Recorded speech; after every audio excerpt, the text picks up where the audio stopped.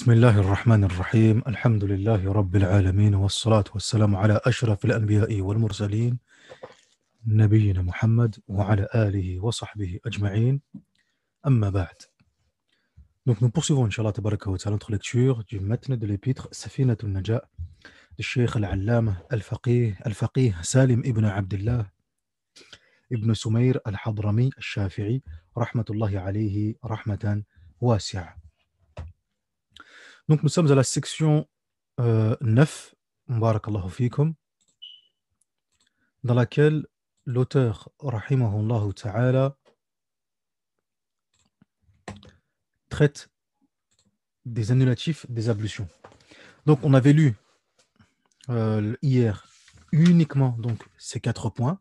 Et là on va essayer de voir, on va dire un peu plus en détail, Inch'Allah tabaraka wa ta'ala. Et enfin, on va poursuivre avec la lecture de l'épître, Inch'Allah tabaraka wa ta'ala. Donc il nous dit, rahimahullah ta'ala, nawaqid al-wudu arba'atu ashya.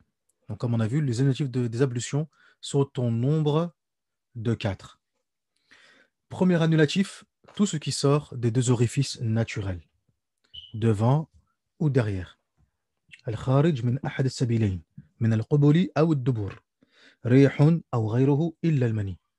Donc tout ce qui sort, gaz ou autre, excepté le liquide séminal. Alors tout ce qui est issu des 2 orifices naturels, des 2 voies naturelles, annule les ablutions. Peu importe ce que c'est. Quelque chose d'habituel ou de inhabituel, comme قال الإمام النووي رحمه الله تعالى في المجموع, معتاد أو غير معتاد. Donc quelque chose d'habituel comme l'urine, comme les différents fluides, etc. Et de inhabituel, barakallahu fikum, comme par exemple une personne par exemple qui expulse par exemple des vers solitaires qu'il pouvait avoir à l'intérieur de son corps. Par exemple. Et bien cela annule les ablutions. Ça c'est inhabituel, غير معتاد. طيب وهكذا. Donc tout ce qui sort annule les ablutions, excepté Al-Mani. Excepté Al-Mani. Al-Mani, lui, le liquide séminal, n'annule pas les ablutions, mais implique le grand lavage. La question avait été posée hier. Comment ça se fait que le liquide séminal, lui, n'annule pas les ablutions, mais implique le grand lavage? C'est en fonction de la fameuse qa'ida que mentionnent les fuqaha. ما أوجب أعظم الأمرين بخصوصه لم يوجب أدناهما بعمومه. طيب. Donc l'élément qui va rendre obligatoire, un élément supérieur, tamam, en raison d'une particularité, طيب, il ne va pas être concerné par ce qui est moindre en raison de sa généralité. Ici, la généralité, c'est le fait que ça sort des orifices naturels. Ça, c'est général, c'est une règle générale. Mais lui, le mani, il est spécifique. On a donné une particularité à celui-ci. On a dit, lui, il implique le grand lavage. Par conséquent, il n'est plus concerné par la généralité. C'est la fameuse règle ما أوجب أعظم الأمرين بخصوصه لم يوجب أدناهما بعمومه. طيب جميل. Deuxième chose, il nous dit al-Musannif rahimahullah ta'ala, deuxième annulatif, perdre connaissance. En dormant ou autre, une personne s'est évanouie, la personne elle a eu un moment de folie, etc. Tout ceci annule les ablutions. Tout ce qui fait perdre la raison, zawal ou la aql, ça peut être une drogue, ça peut être en état d'ébriété, tout ce qui amène zawal al-aql. C'est pour ça que le Cheikh Abu Shuja', dans Mukhtasar Abu Shuja', Al-Qadi Abu Shuja', qu'est-ce qu'il dit? Bisukrin ou ghayrihi, par ivresse ou autre chose. Car la finalité elle est la même, le fait de perdre la raison. Donc tout ça annule les ablutions, excepté un cas, ils disent les fuqaha, excepté un cas. Quel est ce cas, barakallahu fikum? يقولون النوم قاعد ممكن مقعدته من الأرض, excepté celui qui est bien assis, qui est fermement bien assis sur le sol, de telle sorte qu'il y a 2 choses qui se passent. La première chose, c'est que celui-ci, certes, il s'est endormi, mais il est parfaitement conscient de ce qui se passe autour de lui. Ça, c'est la première chose. Et la deuxième chose, c'est que la position sur laquelle il est assis sur le sol, Taïb, fait en sorte que il est certain qu'il n'y a rien qui s'échappe par la voie anale, gaz ou autre, etc. Parce que du fait qu'il soit bien assis, Taïb, il est moumakkin, il n'est pas allongé sur le côté, là, il est bien assis, Taïb. Donc, par conséquent, ça fait comme une sorte de pression, une sorte de bouchon, littéralement. Par conséquent, là, ici, à ce moment-là, s'il est conscient de ce qui se passe autour de lui, donc s'il pique du nez, il dort un petit peu, etc., comme, tout cela, c'est par rapport au hadith du prophète, sallallahu alayhi wa sallam, où les sahaba, ils s'endormaient, ils commençaient à piquer du nez, c'était assis contre le mur ou contre les piliers, etc., et ils piquaient du nez. Donc, l'imam al-Shafi'i, il a pris ces éléments-là en considération. Donc, il a vu que ici, la particularité, c'est que, certes, ils piquaient du nez, mais ils étaient conscients de ce qui se passait autour d'eux. Et ça arrive à certains. Et en particulier, مع الأسف الشديد, في في خطبة الجمعة مثلا. La personne, elle peut être là, endormie, etc. Parfois même, on entend même ronfler un petit peu, etc. Et dès que l'imam il dit wa aqimus salah, allez, on fait la salah, hop, il se lève, à la tôle, il se lève. Il n'y a pas besoin de le réveiller, lui dire là, là, il se lève. Il a entendu, il est parfaitement conscient de ce qui se passe autour de lui. طيب هذا هو جيد. Troisième point, le toucher peau contre peau entre un homme et une femme étrangers, qui sont étrangers l'un à l'autre. التقاء بشرة رجل وامرأة كبيرين أجنبيين من غير حائل. Donc, un homme et une femme qui sont, on va dire, grands, il dit des grands. Quand il dit grands, c'est pas forcément pubère. Ça veut dire, en fait, ils ne sont pas petits. On ne parle pas de petits enfants. Ils sont kabirain, mais pas forcément pubères. On va le voir, Inch'Allah ta'ala. Ils sont étrangers, étrangers l'un à l'autre, min ghayri ha'il, sans intermédiaire, sans un gant, un tissu ou autre. Ça, c'est un toucher peau contre peau. طيب. Qu'est-ce que ça veut dire? Ça veut dire déjà, awalan, il faut définir, donc on a dit un homme et une femme, certes. Et le deuxième point qui est important, on a dit, barakallahu fikum, deux personnes qui sont quand même d'un certain âge. Un homme et une femme d'un certain âge. Qu'est-ce que ça veut dire? Qu'est-ce qu'on entend par un certain âge? Ça veut dire que, comme on a vu dans Ar-Risala al-Jami'a, lorsqu'on a fait le cours dans la lecture de Ar-Risala al-Jami'a, on a vu que c'est pas forcément que la personne soit pubère, qu'elle ait forcément atteint 15 ans, ou bien forcément euh, devenue pubère, etc. Mais il est arrivé à un âge, il est arrivé à un âge où cette personne-là peut être convoitée par la personne du sexe opposé. Cette personne-là peut être courtisée, peut être convoitée, peut être demandée en mariage. Et na'am. طيب. هذا هو. Un exemple, on donne un exemple concret. On peut avoir un jeune garçon de 15 ans, par exemple, ou un jeune garçon de 16 ans, qui est désormais pubère, de 16 ans, c'est un homme, et on peut avoir une fille de 14 ans qui n'est pas encore pubère. Elle n'a pas encore eu ses menstrues, etc. Il n'y a pas eu d'émission de liquide séminal, et elle n'a pas encore 15 ans. Donc elle n'est pas encore pubère. Tamam, Jayid. Est-ce que Abdullah, qui lui a 16 ans aujourd'hui, est-ce qu'il peut courtiser et convoiter et espérer épouser Zoubida qui elle a 14 ans? Mais bien sûr, c'est tout à fait possible. Il n'y a pas de ishkal là-dessus. Il n'y a aucun problème là-dessus. طيب. Donc, malgré qu'elle ne soit pas encore pubère, mais elle est à un âge où elle peut être courtisée, elle peut être convoitée, etc. Par conséquent, si entre Abdullah et Zubayda, il y a un toucher contact peau contre peau, alors que ces derniers ils sont étrangers l'un à l'autre, cela annule les ablutions. Cela annule les ablutions. Tamam, Jayid. Ça, c'est un point important. طيب.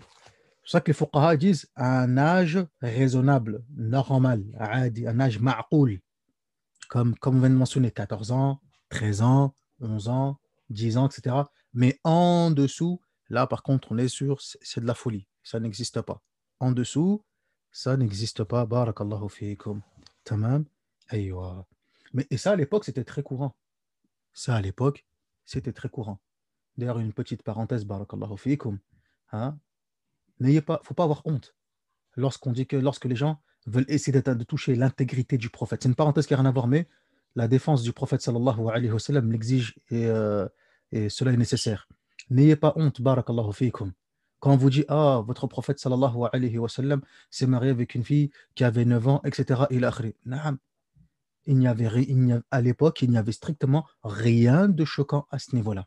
On peut pas prendre barakallahu fikum des idées et des conceptions et des paradigmes qui nous sont contemporains d'aujourd'hui pour essayer barakallahu fikum de définir ce qui était raisonnable ou non à une époque où cela se faisait complètement et entièrement et c'était commun à tous. Les plus grands ennemis de notre prophète Mohammed sallallahu alayhi wa sallam, les plus grands ennemis qui étaient présents à l'époque, il n'y en a aucun qui a mentionné ah et en plus il s'est marié avec une fille qui avait 9 ans. Est-ce que c'est les grands ennemis du prophète sallallahu alayhi wa sallam, parmi les hypocrites et autres, etc. Et parmi les Yahoud, Nasara, les Juifs et les chrétiens, il y en a un qui a mentionné cette mas'ala? Ben non, tout simplement parce que c'était tout à fait normal. Il n'y avait strictement rien de choquant là-dedans. Taïb, c'était tout à fait normal. Aïwa. Taïb, donc c'est pas aujourd'hui aux Européens ou à d'autres personnes non musulmanes, etc., qui vont donner des leçons de mœurs au prophète Mohammed sallallahu alayhi wa sallam ou encore aux musulmans, en sachant que même encore chez ces derniers, il y avait même des fatawa, ils avaient même des fatawa, les catholiques, etc., et akhrihi, en France, où il était euh, obligé pour les jeunes filles ou les jeunes garçons de se marier à 11 ans ou à 12 ans ou à 10 ans, et etc. Encore jusqu'au 19e siècle, encore ici en France, qu'au 19e siècle, les gens, ils se marient encore à 14 ans, à 12 ans, etc. Bref, al-muhim, c'était une petite parenthèse. Thumma, l'autre point, c'est quoi donc? Qu'est-ce que dit le cheikh, rahimahullah ta'ala? Il faut que la personne soit étrangère, ajnabiyya, non mahram. Et ici, un point qui est intéressant, barakallahu fikum, c'est lequel? C'est comment reconnaît-on la personne qui est un mahram pour nous?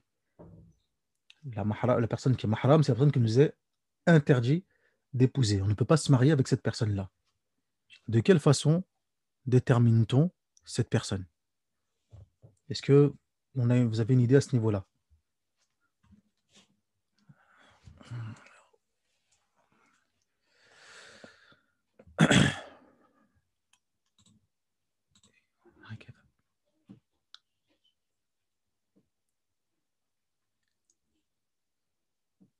Aïwa. Déjà, par le premier point, par les liens de parenté. Ahsant. Par le lien d'allaitement également. Ahsant. Jayyid. Mumtaz. Donc déjà, ce qu'on appelle en arabe al-mahramiya, ce qui nous est interdit, les femmes qui nous sont interdites ou bien les hommes qui nous sont interdits, on les détermine par déjà soit les liens du sang, taïb, soit par l'allaitement, les liens par l'allaitement, et il y a un troisième point encore également. Il y a encore un troisième point encore également. C'est lequel? C'est par alliance. Par alliance. Ce qu'on appelle en arabe al-musahara. Ahsant. Exactement, par alliance, exactement ça. Donc on a biddam, bin nasab, lien de parenté, par le sang, min al-rada'a, par l'allaitement, wa al-musahara, et l'alliance. Tamam. Jayid. Par le sang et par l'allaitement, ce sont exactement les mêmes personnes. Parce que le prophète sallallahu alayhi wa sallam a dit Hurrima, hurrima fi al-rada'a ma hurrima fi al-dam. Hurrima fi al-rada'a ma hurrima fi al-dam. Et interdit par l'allaitement ce qui est interdit par le sang. Donc ce sont exactement les mêmes personnes. Elles sont au nombre de 7. 7 personnes. La mère, la fille, la sœur, al-amma, la tante paternelle, al-khala, la tante maternelle, bintul akh, la fille du frère, donc ma nièce du côté de mon frère, wa bintul ukht, la nièce du côté de ma sœur. Et là, je parle pour les filles, mais si on retourne, les neveux, etc., le père, le fils, etc. Donc, ces 7 personnes-là, ce sont ces 7 personnes qui me sont interdites. Tayyib, Jamil. Ça, c'est par le sang. Par l'allaitement, c'est exactement la même chose. Par l'allaitement, c'est exactement la même chose. Donc, ma mère par allaitement, ma fille par allaitement, ma sœur de lait, naam, ma tante de lait paternelle, ma tante de lait maternelle, la fille de ma sœur de lait et la fille de mon frère de lait. Tamam, jayid. Les grands-parents, naam. Lorsqu'on dit la mère, ça veut dire la grand-mère. Al-um wa in'ala. Donc quand on dit la mère, et même si on monte également. C'est ça que dans le verset, il dit ummahatukum, vos mères. C'est-à-dire la mère, la grand-mère, l'arrière-grand-mère, l'arrière-arrière-grand-mère, wa hakada. Tayyib, wa banatukum, et vos filles. C'est-à-dire binti, wa bint al-bint, ou bint al-ibn, etc. Taïb, donc la fille, mais également la fille de ma fille, ou bien la fille de mon fils, et également la petite fille de mon fils, ou la petite fille de ma fille, et ainsi de suite. Tamam. Donc qu'on descende ou qu'on monte, c'est à l'infini. Taïb, Jayid. Par l'allaitement, c'est pareil. Et enfin par l'alliance, par le musahara, c'est ces maharim. Zawjatul ab, l'épouse du père. Zawjatul ab, l'épouse du père. Zawjatul ibn, l'épouse du fils. Zawjatul ibn, l'épouse du fils. On a qui encore? Bint zawja. On a bint az-zawja, la fille de l'épouse. Bint az-zawja. Donc tout cela, barakallahu fikum, ils nous sont interdites. C'est des mahram. Tayyib, l'épouse du père, l'épouse du fils, wa bint az-zawja, et la fille de l'épouse également. Donc tout ça, ça nous est interdit et ce sont des maharim. Et ce sont des maharim. Et la belle-mère, barakallahu fik, na'am. Et la belle-mère aussi également, zawja. Ça nous fait 7. 7 par le lait, 7 par le sang, 4 par alliance. 4 par alliance. En tout, elles sont 18. Ahsant, barakallahu fik, zawja aussi également. La mère de l'épouse, que j'ai oublié de mentionner. La mère de l'épouse, donc ça nous fait la mère de l'épouse, l'épouse du père, l'épouse du fils et la fille de l'épouse.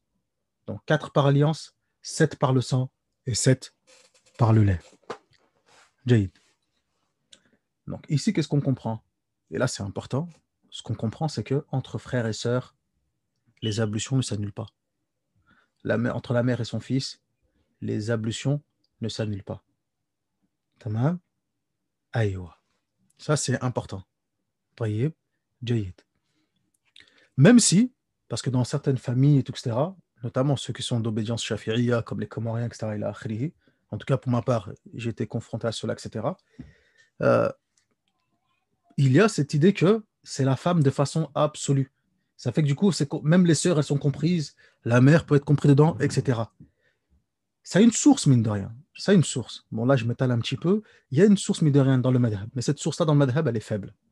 Cette source-là, dans le madhab, elle est faible. Le mu'tamad, la position officielle du madhab, c'est ce que nous avons évoqué. C'est ce que nous avons évoqué. Et là, il y a une question pertinente qui va se poser. Certains se demandent, est-ce que l'épouse annule les ablutions, ou bien l'époux? Pourquoi la femme n'est pas comprise parmi les maharim, parmi celles qui nous sont interdites? Ben, c'est simple. Celle qui nous est interdite, c'est celle qu'on ne peut pas épouser. Si elle est mon épouse, c'est qu'elle ne m'est pas interdite. Sinon, je ne l'aurais pas épousée. Le mahram, c'est celle qui est mahram pour moi, c'est celle qui m'est interdite d'épouser. Je ne peux pas l'épouser. Mais si je l'ai épousée, si elle est ma femme aujourd'hui, c'est qu'elle ne m'était pas interdite. Par conséquent, le toucher peau contre peau entre époux et épouse annule les ablutions. Tayyib, jayyid. Est-ce que c'est dans l'absolu? Est-ce que le toucher peau contre peau, c'est dans l'absolu ou il y a quand même des exceptions, etc.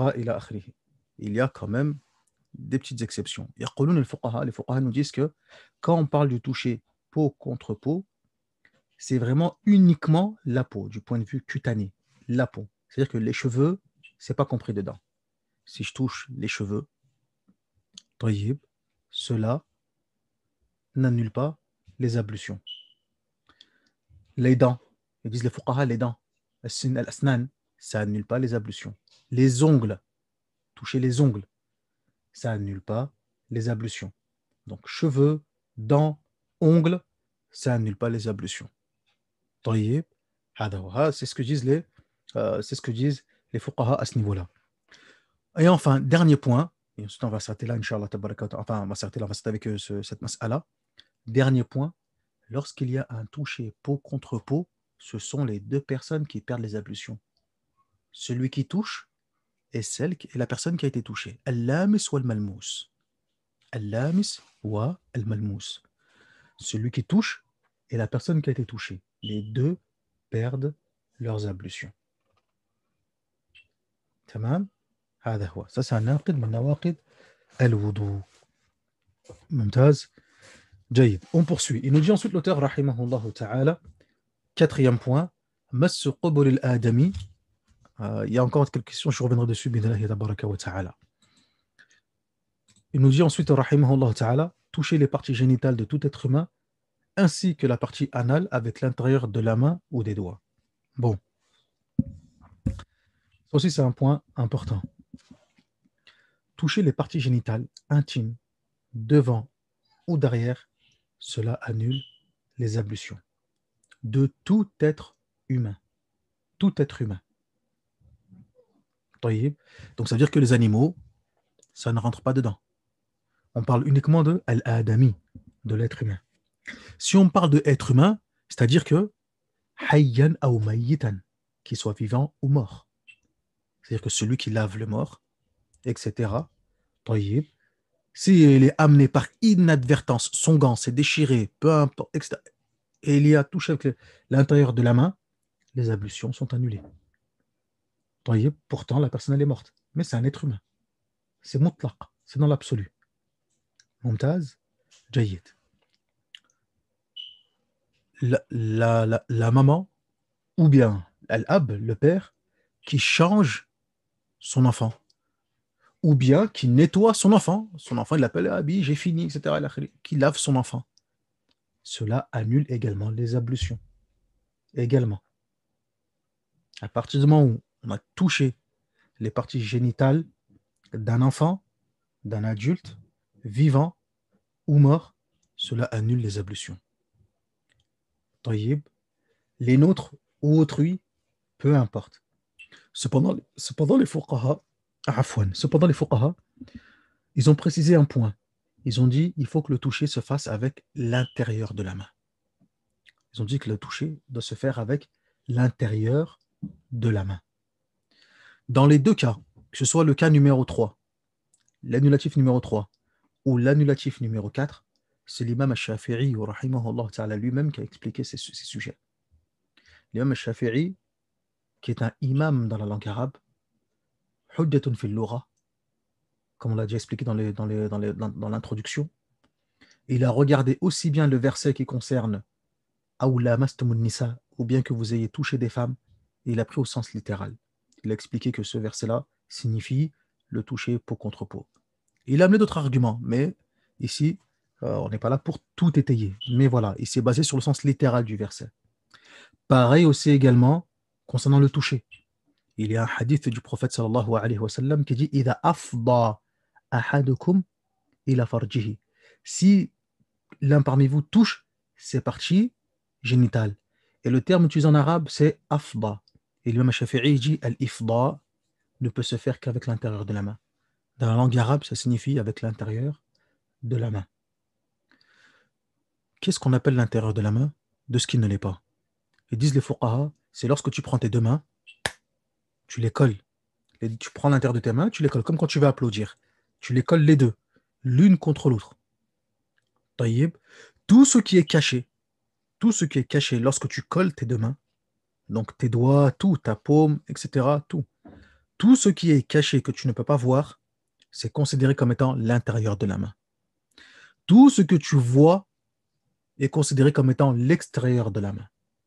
Donc sur les côtés, al-jawanib, etc., fil a'la, au-dessus, tout cela, barakallahu fikum, s'il y a un toucher avec ces parties-là qui sont apparentes, cela n'annule pas les ablutions. Cela n'annule pas les ablutions. Tayyib, Jamil. Donc avec ça, on a terminé donc la partie concernant les annulatifs des ablutions. Walhamdulillahi rabbil alamin.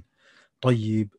Une personne qui voit ses ablutions, qui a perdu ses ablutions, bien qu'il n'a pas ses ablutions, eh bien, les fuqaha nous disent qu'il y a des choses qu'il ne peut pas réaliser. Il y a des choses qui lui sont interdites, dues à cet état. C'est-à-dire le fait qu'il n'ait pas ses ablutions, qu'il n'ait pas ses ablutions mineures. Et lorsqu'on n'a pas nos ablutions mineures, lorsqu'on n'a pas nos al-wudu, on est dans un état qu'on appelle al-hadath, impureté mineure. C'est un état. C'est un état défini par la sharia, par la législation. C'est ce qu'on appelle amr i'tibari. Tamam. C'est la sharia qui a défini ce statut-là pour nous. Si on n'a pas nos ablutions, alors on est forcément en état d'impureté mineure, ce qu'on appelle al-hadath. Et lorsque je suis dans cet état-là, eh bien, il y a des choses qui me sont interdites. Ils disent les fuqaha, rahimahumullah tabaraka wa ta'ala, ils disent que man intaqada wudu'uhu haruma alayhi arba'atu ashya. Celui qui a perdu ses ablutions, alors il y a 4 choses qui lui sont interdites. La première chose, as-salah, la prière. On ne peut pas prier sans tahara, sans purification. Deuxième chose, at-tawaf. At-tawaf, la circumambulation autour de la Kaaba. Car pour cela aussi, il faut être en état de tahara, de purification. Que ce soit pour faire le tawaf qui est obligatoire, rukn, dans le hajj, tawaf al-ifada, ou bien, même si c'est pour un tawaf qui est surérogatoire, comme tawaf al-qudum, ou bien tawaf al-wada', toutes ces choses-là, on le verra, Inch'Allah, tabaraka wa ta'ala, dans Mukhtasar al-Latif, lorsqu'on fera la partie du hajj, Inch'Allah, tabaraka wa ta'ala. Donc, la prière, as-salah, at-tawaf, toucher le mushaf, toucher le Coran, mass le mushaf. Ça aussi, c'est interdit. Sans ablution, cela est interdit. Quatrième point, hamluhu, le transporter. Cela aussi également est interdit. Tamam. Donc la prière, c'est pas possible. Le tawaf, pas possible. Toucher le mushaf, cela n'est pas possible. Toucher directement le mushaf, même le cuir du mushaf, tout ce qui est autour du mushaf, je ne peux pas le toucher. C'est pas possible. Tayyib, jayyid. Si je prends un oud, un petit bâton, et voilà, je lève la page, le livre, boum, je tourne une page, etc. يقولون avec al-oud هذا لا بأس. Il n'y a pas de mal. C'est pas considéré comme étant le porter. Par contre, si je prends des gants, مثلا, et je souhaite porter le Coran, هذا لا يمكن. Parce que même le transporter, même le porter, حمله لا يجوز, sans wudu, c'est pas permis. هذا حرام. ما يجوز ذلك. طيب جيد. Par contre, je peux le réciter. Même si je n'ai pas le wudu, je peux réciter le Coran par cœur. Il n'y a pas de mal. Le Coran, il est ouvert, je peux me poser et lire le Coran sans le toucher. Il n'y a pas de mal. Je prends mon petit bâton, je tourne les pages, il n'y a pas de mal. Je touche l'écran de mon iPad ou de mon téléphone ou de mon ordinateur ou peu importe, etc., sur lequel il y a les pages du Coran, etc., et je n'ai pas le wudu, ça, il n'y a pas de mal également. Tamam, جيد. Le transporter, حمله. يقولون les fuqaha ils disent que le transporter est encore plus grave que le toucher. Le toucher, c'est une chose, mais le transporter, c'est encore plus grave. Achad, c'est encore pire. Donc ils disent non, tu ne transportes pas le Coran. طيب. sauf إذا كان في متاعك, sauf si c'est dans tes bagages, tu as un sac, une valise, dans tes bagages, il y a le Coran, tes affaires, etc. Et toi, tu prends le sac pour prendre tes affaires. Et parmi tes affaires, le Coran, bien évidemment. Il n'y a pas de mal à ce niveau-là. Par contre, si tu te dis, ah mince, j'ai pas mes affaires, non, j'ai pas mes ablutions, etc., ou je suis en état de menstru ou autre, etc., et j'aimerais déplacer le Coran de là à là-bas.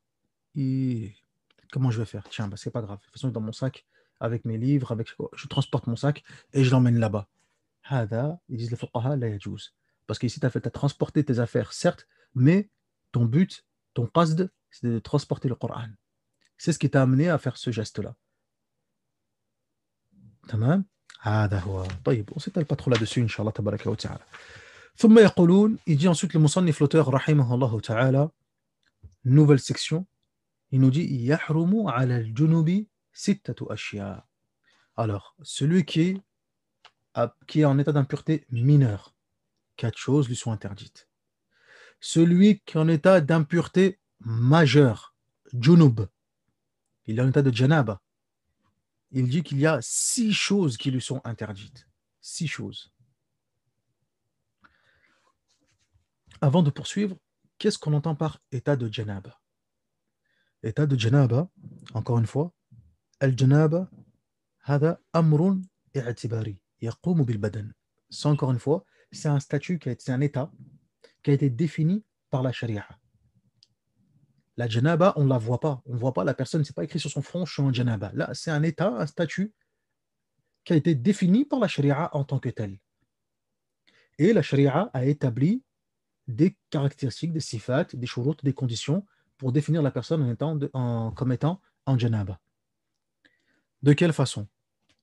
Lorsqu'il y a, barakallahu fikum, euh, relation intime, et on a défini, qu'est-ce qu'on entend par relation intime? On a déjà parlé de ça, lorsqu'on a dit ce qui implique le grand lavage, tamam, jayid. Et deuxième chose, lorsqu'il y a, barakallahu fikum, expulsion de liquide séminal. Lorsqu'il y a l'une de ces deux choses, la personne passe à un statut qu'on appelle janaba. C'est un état, janaba.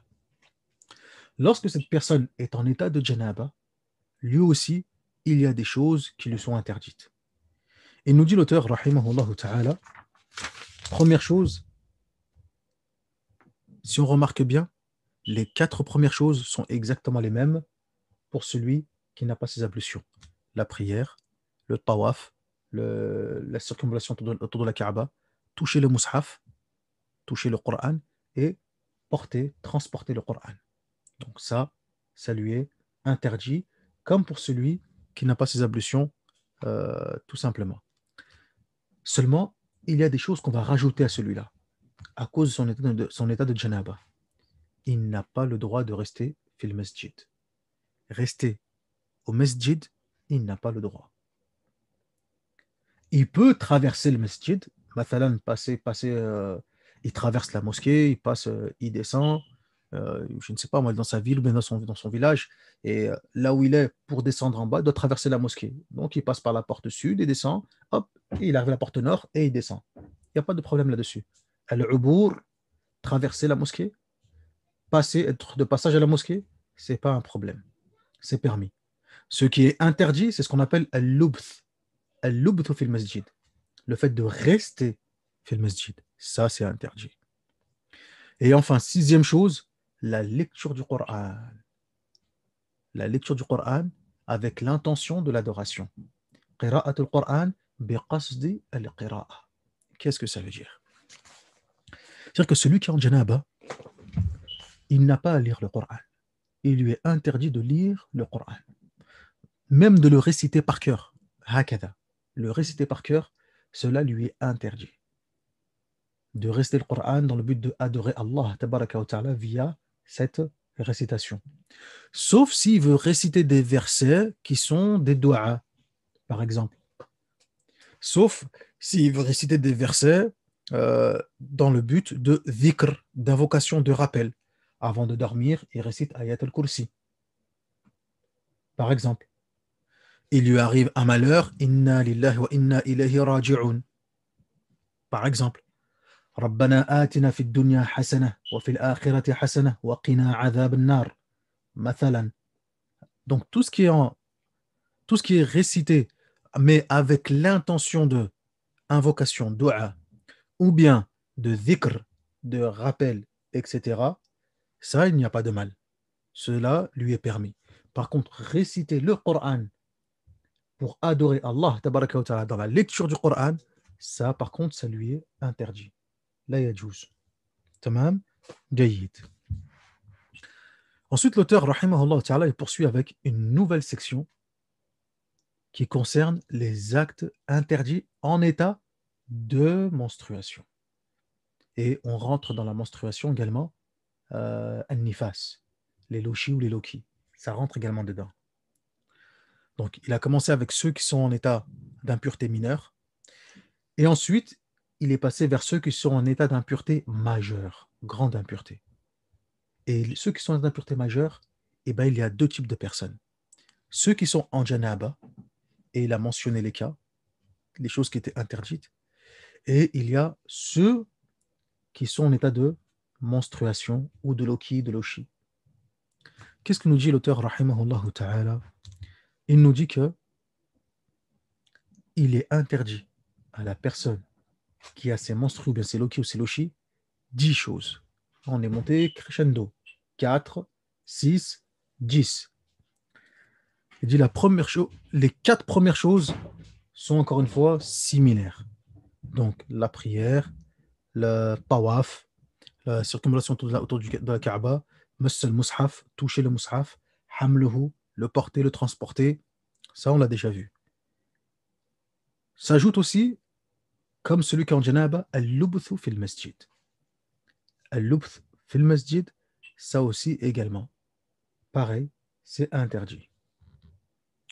Il nous dit ensuite, qira'atul Qur'an bi qasdil qira'a. Pareil, la lecture du Coran avec l'intention de l'adoration, ça aussi également, c'est interdit. S'ajoute à cela as-sawm. S'ajoute à cela as-sawm, le jeûne. Le jeûne est interdit aussi également. S'ajoute à cela at-talaq, le divorce. S'ajoute à cela al-murur fil masjidi in khafat talwithahu. S'ajoute à cela traverser la mosquée, rentrer fil masjid pour le traverser, al-ubur, si on craint de souiller le masjid. Si on craint de le souiller. Si on a peur que voilà, du sang, des saletés tombent, etc., ça nous est interdit. Dans le cas contraire, elle peut passer ou traverser, etc. Il n'y a pas de souci à ce niveau-là. Et enfin, dernier élément, al-istimta' bima bayna surrati wa rukba. Il nous dit, Cheikh Salim, rahimahullah ta'ala, le dernier élément, dixième chose, c'est, lorsque la personne a ses menstrues bien, elle a ses louchis, c'est de pouvoir, barakallahu fikum, de pouvoir profiter d'elle, de tout ce qui est entre les genoux et le nombril, c'est interdit. Tamam. Là, ça concerne l'époux. Ça concerne l'époux, az-zawj. Tayyib. Tout ce qui est entre le genou et le nombril, zone rouge, la yajouz, haram, khalas. Tayyib. On ne touche pas. Cheikh dit même, on ne touche pas, on ne regarde pas, on ne s'approche pas. Khalas. Tamam. هذا هو.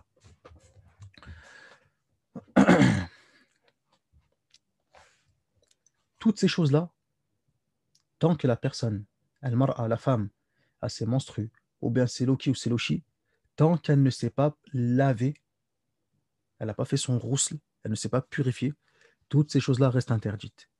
Excepté deux choses. Excepté deux choses. D'après vous, lesquelles? Quelles sont ces deux choses qui, même si la femme, elle n'a pas fait son roussel encore, elle n'a pas fait, juste le sang il s'est arrêté. Inqita' ad-dam. Le sang il s'est arrêté, c'est bon, la période est terminée, walhamdulillahi rabbil alamin, mumtaz, mais elle ne s'est pas encore lavée. Il y a deux choses qui, malgré tout, elle peut quand même les faire.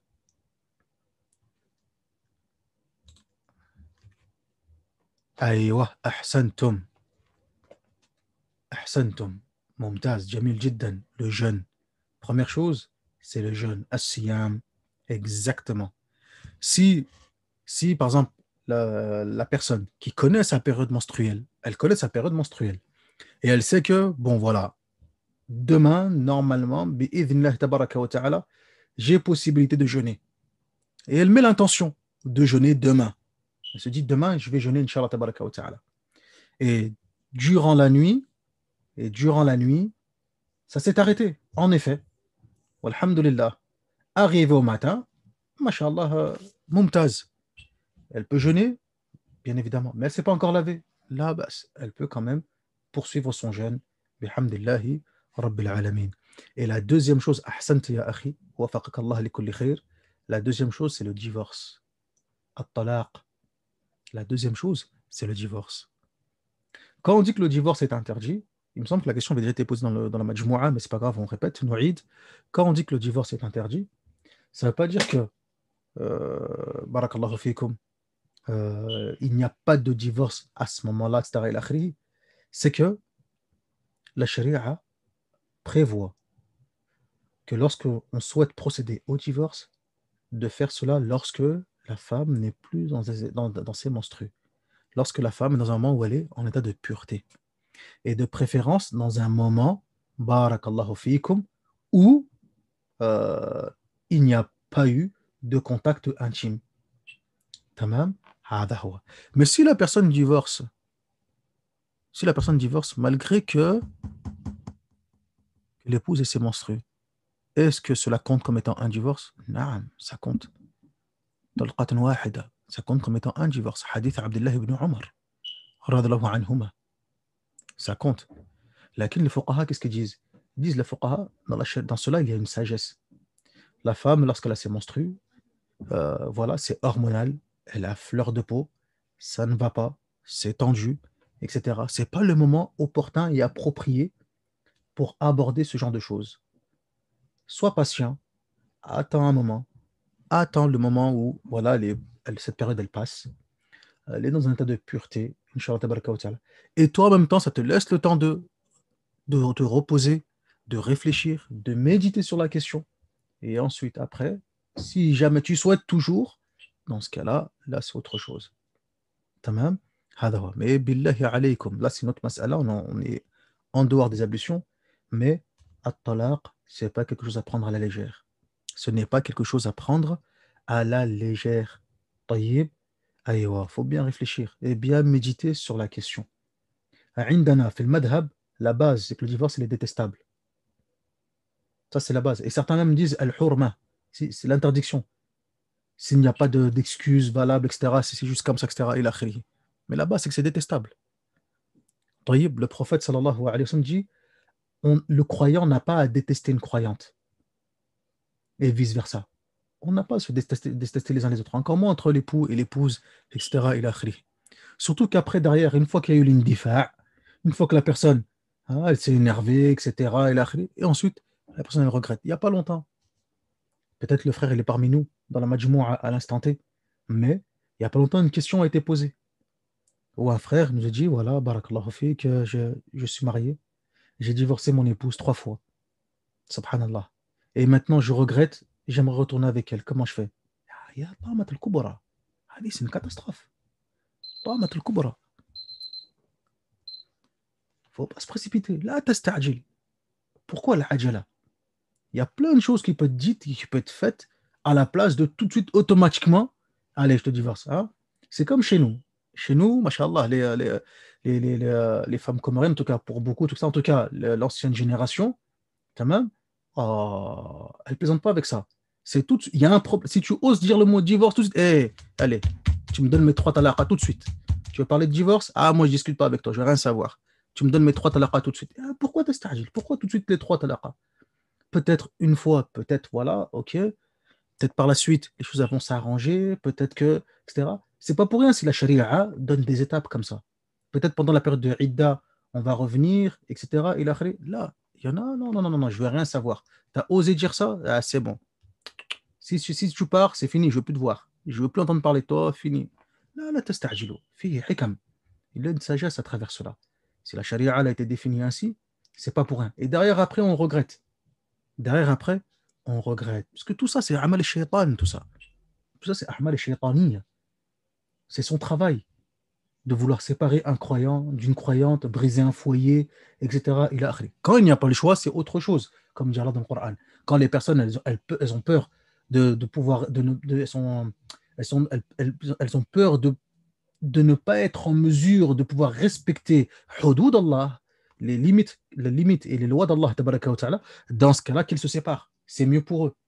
Dans ce cas-là, qu'ils se séparent. Na'am, ma fi ishkal. Tamam. Mais quand c'est juste indifa', on s'énerve, etc. لا تستعجلوا.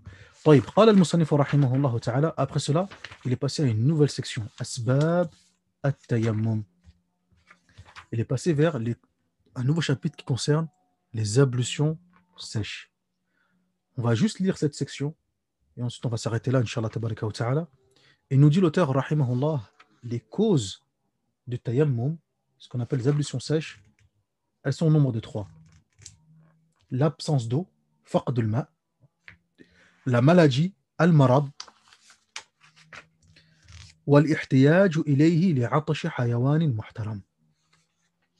Alors, l'absence d'eau, deuxième chose, la maladie, troisième chose, si la personne a besoin de cette eau, soit pour lui, pour lui-même, ou soit pour avec ses compagnons, ou bien des animaux qui sont avec lui, ce qu'on appelle des animaux, des êtres vivants, on va dire, dont la vie est sacrée, ce qu'on appelle hayawanin muhtaram. Et on verra par la suite, Inch'Allah, tabaraka wa ta'ala, pourquoi on précise des êtres vivants dont la vie est sacrée, dont la vie doit être respectée. On verra ça, Inch'Allah, tabaraka wa ta'ala, fi darsi al-qadim bi'idhnillahi azza wa jal. Walhamdulillahi rabbil alamin. Wa sallallahu ala nabiyyina Muhammad wa ala alihi wa sahbihi ajma'in. Subhanaka Allahumma wa bihamdik. Ashhadu an la ilaha illa ant. Astaghfiruka wa atubu ilayk.